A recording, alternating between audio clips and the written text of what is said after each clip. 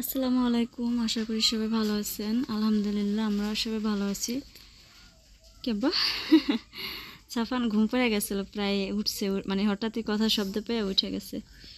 তো এখন হচ্ছে রাত, আমি রাতে রান্না বান্না করব আপার জন্য। আপারা হচ্ছে সকালবেলা চলে যাবে বলতেছে, তো আমি ভাবতেছি আপার জন্য পোলাও চাল আনছিল আপনাদের ভাইয়া। সে আপা পোলাও রান্না করতে দেয় না, যে বলতেছে পোলাও রান্না করতে হবে না, আমরা তো আর নতুন আসিনি। তো যেহেতু আনা হয়েছে আপাদের উদ্দেশ্যে, তো আমরা কিভাবে খাবো পরে, তার থেকে ভাবলাম যেহেতু রান্না করি আপাও খাবে, সাথে তো আমরাও খাবো, তাই না? তো এখন হচ্ছে রাত প্রায় এশারের আজান দিয়ে দেবে, ওয়েট করতেছিলাম যে আজান দিলে তারপর নামাজ পড়ে তারপরে চুলা জ্বালাবো। তো আজান দিতেছিল না, এখনও প্রায় 10-15 মিনিট বাকি আছে, তো ভাবলাম যে একটু আপনাদের সাথে কথা বলি। তো আপনাদের ভাইয়া বাড়িতে আসছে আজকে 2 দিন হয়ে গেছে। বরাবরই যখন আসে 1 দিন 2 দিন বা 1.5 দিন এরকমই থাকা হয়। ওদিকে রিয়ন পাগল করে নিচ্ছে, সে কখন বাড়িতে যাবে, ওর কাপড় চোপড় গুজাই রাখতে হয়, না হলে কাপড় চোপড় পাইলে ফাঁক পাইলে সে চলে যাবে, এই জন্য। তো আমি ভাবতেছি আপনাদের ভাইয়া যেহেতু বাড়িতে আসছে, আমরা বরিশাল যাব সালমানের সাথে দেখা করতে, তারপর ওই জায়গা থেকে একসাথেই চলে যাব মনে। আর একটা দিন আছে কষ্ট করে থাক, কিন্তু ওর ধৈর্য কুলাইতেছে না। তো আপা শারমিন এরা হচ্ছে আমার সেজুজালে লুডুস রান্না করছে, ডাকলো, তো সেইখানে গেছে, সাফওয়ানের সাথে করে নিয়ে গেছিলো, তারপর সে চলে আসছে। আসার পরে ওরা আবার ঘুম পাড়াইলাম আমি, সে ঘুমাইতেছে। তো কাজকাম সব কিছু গোছানো থাকে আলহামদুলিল্লাহ। এটা গোছানো থাকার কারণ হচ্ছে এটা যে আপনাদের ভাইয়া বাড়িতে থাকলে সাফওয়ান সারাক্ষণ তার কোলেই থাকে, তখন আর আমার বেশি জ্বালায় না। আর যদি সে না থাকে তখন আমি বুঝতে পারি যে বাচ্চা কাচ্চা পালতে অনেক কষ্ট। সালমানের থেকে সাফওয়ান সেম, সবই আলাদা। তো চালটা হচ্ছে এমনি খুরচা চাল 1 কেজি কিনে নিয়ে আসছে, এটার ভিতরে ময়লা টলা থাকতে পারে ধান, এই জন্য আমি বাইসা নিতেছি সুন্দর করে। আর হচ্ছে যে আমাদের বেশিরভাগই ঘরের চালের ভাতই খাওয়া হয়, মানে পোলার চালটা। ওটা আমার আব্বা পোলার চালটা ওই ধানটা লাগায়, তো ওইখান থেকে যেটুক ধান পায় তো সেইটুকু আমার মা সবসময় প্রতি বছরই রাইখা দেয়। তো দেখা যায় আমরা 2 বোন আর 2 ভাইয়ের বউ আছে, আমার 2 চাচি আছে, আমার নানিরে খালা আছে 2 জন, মা সব আত্মীয় স্বজনেরই দেয়। প্লাস যাদের ছাদে আমরা ধানগুলা লই, সব গুছগাছ করি, ওই ভাবিরেও মা খুশি হয়ে কিছু দেয়, পোলার চাল, আলা চাল, ভাতের চাল, যে তার দ্বারা উপকার আমরা পাই সব সময়, এই হিসেব করে আর কি। তো দেখা যায় প্রায় 5 কাঠি যদি ধান পায়, ওইটা চাল করলে দেখা যায় 2.5 কেজি বা 3 কেজি এরকমের চাল হয়। তো মা রাখে কিছু বেশি রাখে, কারণ আমরা যখন আসা যাওয়া করি তখন মাটা অনেক খাওয়া হয়। আমাদের কোনো মেহমান আসে খুব কম, দেখা যায় একটু ননদরাই আসে, এছাড়া আমার বাপের বাড়ি থেকে তো আর কি ওইভাবে করে আসে না, এই জন্য আর অতটা খরচ হয় না। তারপরে মা প্রতিবারের মতো 8 কেজি 10 কেজি 12-15 কেজি এরকমের করে চাল দেয়। আমরা যখন ঢাকায় ছিলাম তখনও দিছিল এরকমের করে। তো কেনা চালটার থেকে আমি একটু আলাদা, মানে রান্না করতে গেলেও একটু লাগে যে সবসময় রান্না করি ঘরের চালের, কিনে আনলে তখন একটা ধোকা ধোকা লাগে যে ভালো হয় না খারাপ হয়। যাই হোক, তারপরও রান্না করে নিজের হাতে গুছিয়ে, আপা আসছে, আপারে তো আর বলতে পারি না যে আপা আপনি রান্না করেন, তাহলে দেখা যায় খারাপ, দেখা যায় হ্যাঁ বাড়িতে বইয়ে হ্যাঁ রান্না করে খাইবে, আমার বাড়িতে আসছে, তাও যদি এরকমের খায় তাহলে ভালো দেখা যায় না। তো আপা হলে বলতেছে যে পোলাও রান্না করবি, মুরগি রান্না করবি না, ডিম রান্না করিস। তো আপনাদের ভাইয়া তারপর আবার ডিম নিয়ে আসছিল, তখন 5টার মতো, 5টা 5:30 বাজে তখন ডিম নিয়ে আসছে, আমি ফ্রিজে রেখে দিছিলাম। তো যেই কয়জন মানুষ আমি সেই কয়টা ডিম হিসেব করে নিচ্ছিলাম। আপা বলতেছে অতগুলো নেওয়ার দরকার নেই, তার থেকে আরও কম নেই। তো দেখা যায় আমরা হচ্ছে মানুষ 3 জন, আমি, আপনাদের ভাইয়া আর আছে রিয়ন, 3 জন, আপারা আছে 2 জন বা 3 জনই ধরলাম, 6টা ডিম, আমি 6টা ডিমই দিয়ে দিলাম সিদ্ধ। এটা হচ্ছে ঝাল করে ভুনা করব আর অল্প একটু পোলাও রান্না করব। তো এটুকু বেশি সমস্যা নাই, মশলা বাটা আছে, শুধু পেঁয়াজ কাটতে হবে পোলাওর জন্য আর ডিম ভুনার জন্য। আর চুলাটা আমার আলহামদুলিল্লাহ, যদিও পুরান চুলা তারপর অনেক সুন্দর জলে চুলাটা, যদি একবার কষ্ট হলেও জ্বালানো যায় তো মাশাআল্লাহ অনেক সুন্দর চুলাটা জ্বলে। কি বাবা, তোমার মাথা তো প্রচুর ঘাম দিছে।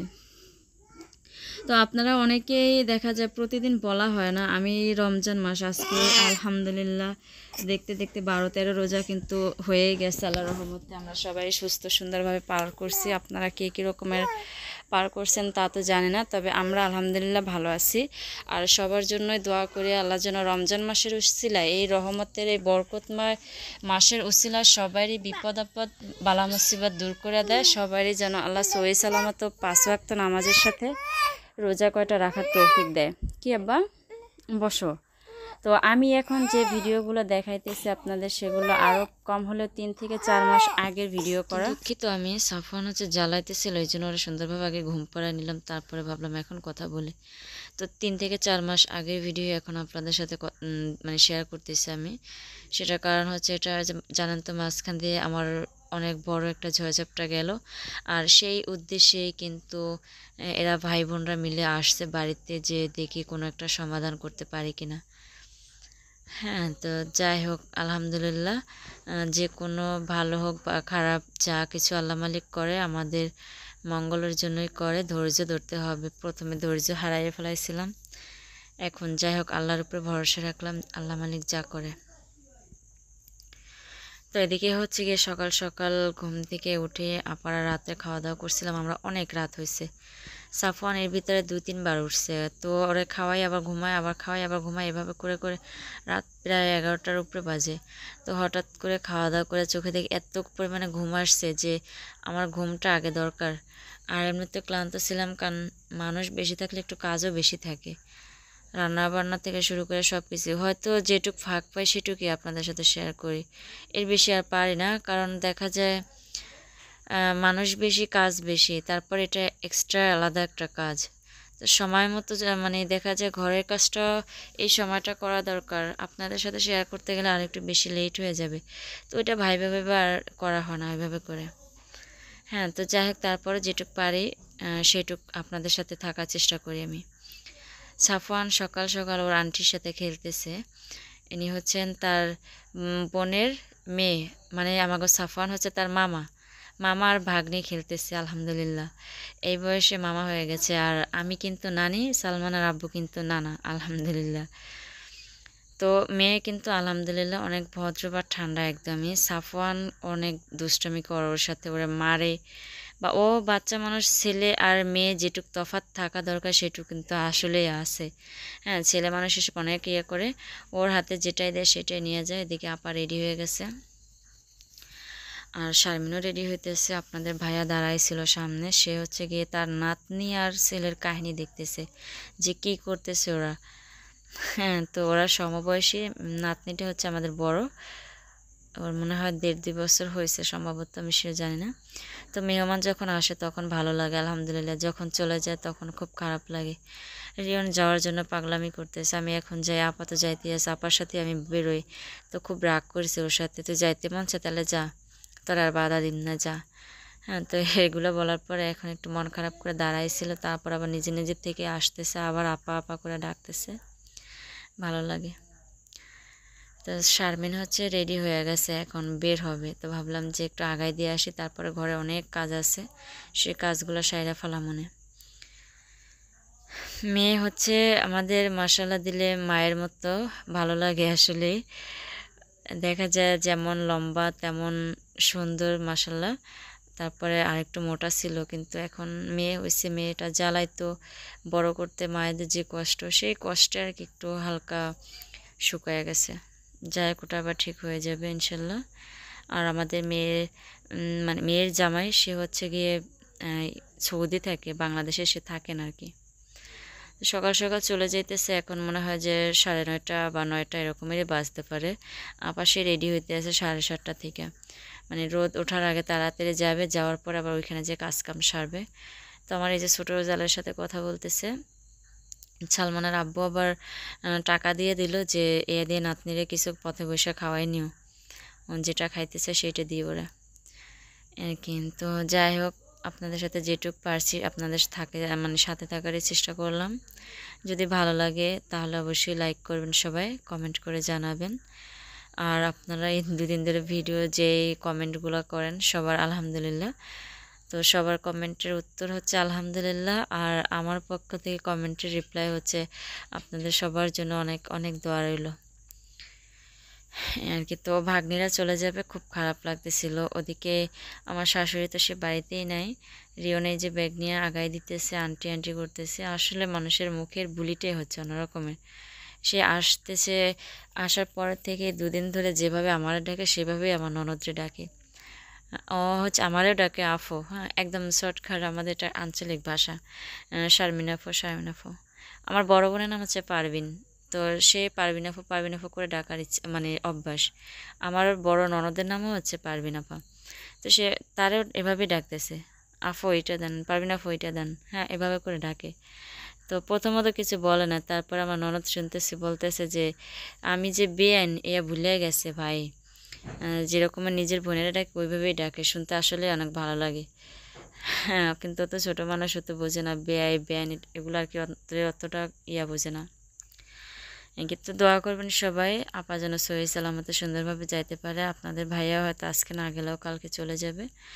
দেখা যায় আপনাদের সাথে আমি সুন্দরভাবে বলি যেটা, সেটা হচ্ছে একদিনে কিছু কিছু দিন আছে যে একদিনে 2টা ভিডিও করা হয়, বা প্রতিদিন আমার বলতে হয়তো মনেও থাকে না, এই জন্য আপনাদের একটু বুঝতে কষ্ট হয়। আর অবশ্য ভুলটা আমারই, কারণ আমার সময় মতো বলা উচিত, কিন্তু মাঝে মাঝে আমি আলজল হয়ে যাই। হ্যাঁ, আর যেহেতু অনেক দিন আগের ভিডিও, এই জন্য আমার কাছে নিজের কাছে একটু ধোকা ধোকা লাগতেছিল আর কি। তো আপারা এক রাস্তা দিয়ে যাইতে শুরু করছিল, পরে অন্য রাস্তা দিয়ে গেছে, যেখান থেকে যে তাহলে তাড়াতাড়ি হবে অনেক। তো আমার মামি শাশুড়ি বাড়ির উপরে দিয়ে যাইতেছে, আসার পরে দেখি মামি শাশুড়ি অনেকগুলো চাল, আল্লাহ চাল ভিজাইছে। ভিজানোর পরে এগুলো আবার সুন্দর করে যে শুকা দিতেছে, রোদে দিল চট বিছাইয়া, যাতে এটার ভিতরে পানি না থাকে। তারপরে মনে হয় যে বিকালবেলা এটারে ভাঙ্গায় নিয়ে আসবে। কিন্তু আমরা এখন বাড়ির ভিতরে যাব, যাওয়ার পরে ঘরে কিছু কাজ কাম আছে, ওগুলো সাইরে নিব, আর ওরে হাত পা ধোয়াই দিই সুন্দরভাবে। ও আজকে সারাদিনও আপনাদের ভাইয়ার সাথে থাকতে পারবে, তাতে ওর কষ্ট হবে না, বা আপনাদের ভাইয়াও রাখতে পারবে, তারও কষ্ট হবে না। তো সকাল সকাল অনেক বেশি ময়লা করে, আর শুধু সকাল না, ও ঘুম থেকে ওঠার সাথে সাথে দরজাটা খুললেই বাইরে হাঁটা শুরু করে দেয়। মানে কি বলবার, ওরে 10টা মিনিট কোলে রাখার মতো আমার সামর্থ্য নাই, এরকমের অবস্থা। তো একদম কিন্তু পুকুরটা পানি দিয়ে ভরা, মাসাল্লাহ। ওদিকে ধানের গাছ লাগানো, হয়তো 4-5টা দেখলে আপনারা এমনিতেই বুঝতে পারবেন যে এগুলো অনেক আগের ভিডিও। একজন আপু কমেন্ট করছিল যে রমজান মাসে এগুলো কিসের ভিডিও দিতেছেন, মনে হইতেছে অনেক আগের ভিডিও। হ্যাঁ জি আপু, এটা হচ্ছে আমার কম হলেও 3 থেকে 4 মাস আগের ভিডিও। আমি এভাবে করে জমায়ে রাখছিলাম যে আমি আমার সেই আগের চ্যানেলে ছাড়বো করে, আর তো সফল হতে পারলাম না। এখন আপনাদের সাথে নতুন চ্যানেলে নতুনভাবেই আসতেছি নাকি। আচ্ছা, যদি ভুল কিছু করে থাকি সবাই ছোট বোন হিসেবে ক্ষমা করে দিবেন, কমেন্ট করে জানাবেন। ভালো থাকবেন সবাই। আসসালামু আলাইকুম ওয়া রাহমাতুল্লাহ ওয়া বারাকাতুহু।